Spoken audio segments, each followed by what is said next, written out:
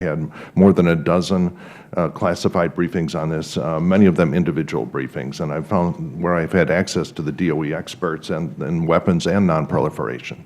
And so I just want to say that we really get our question answered in whatever detail we ask, and I want to thank you for that.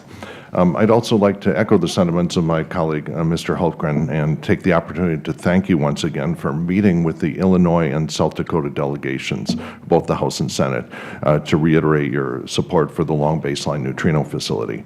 Your support for this is very much appreciated. I was somewhat disappointed to see that LBNF received less than they need to move forward at full schedule, but I trust that you and DOE are still supportive of this project.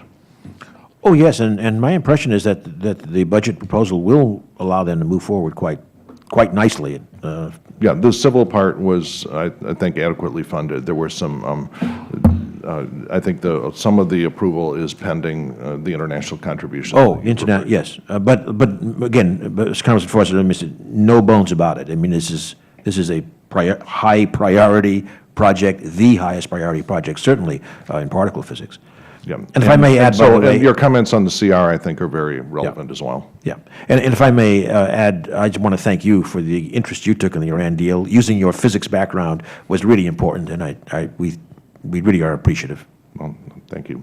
I also want to thank you for your supportive words about Argonne's advanced photon source to Mr. Lipinski, and I look forward to continuing to work with my colleagues to make sure that the APS upgrade has the necessary funds to complete the upgrade on time.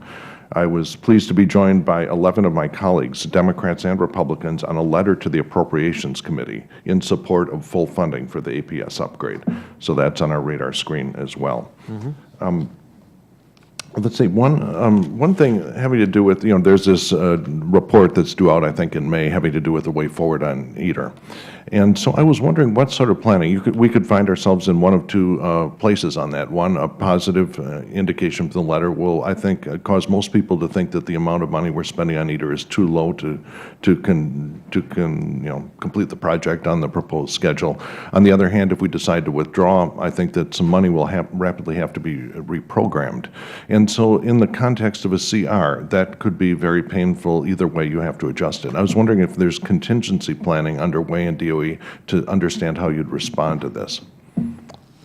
I am just, in fact, kicking off the kind of exactly that kind of planning for the two possible directions, because we're going to be, frankly, we're going to be quite compressed in time with the technical report and review in April, and then the May 2nd report due to the Congress. So I think we're going to have to stay close on this and respond appropriately. Certainly going forward, as you implied, the U.S. obligation of roughly 9% of the project for both capital and operating is likely to require a significant increase in the scale of the fusion budget.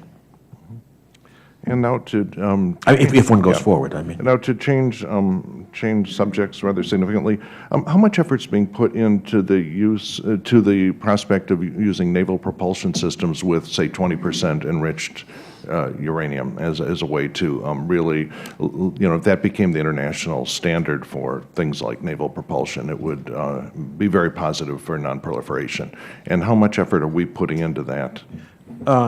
I would say modest. It is being looked at, but it's in the early stages, frankly, because there's a major focus on, first, the new power plants for the Ford-class aircraft carriers. Those are now done.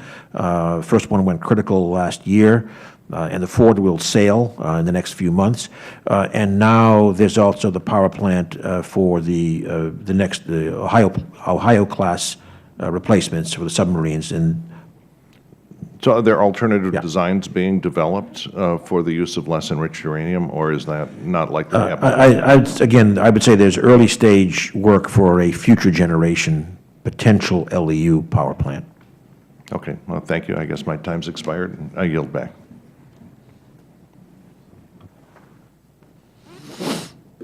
Thank you, Mr. Foster. And the gentleman from Arkansas, Mr. Westerman, is recognized for his question. Thank you, Mr. Chairman, and thank you, Secretary, for being here today.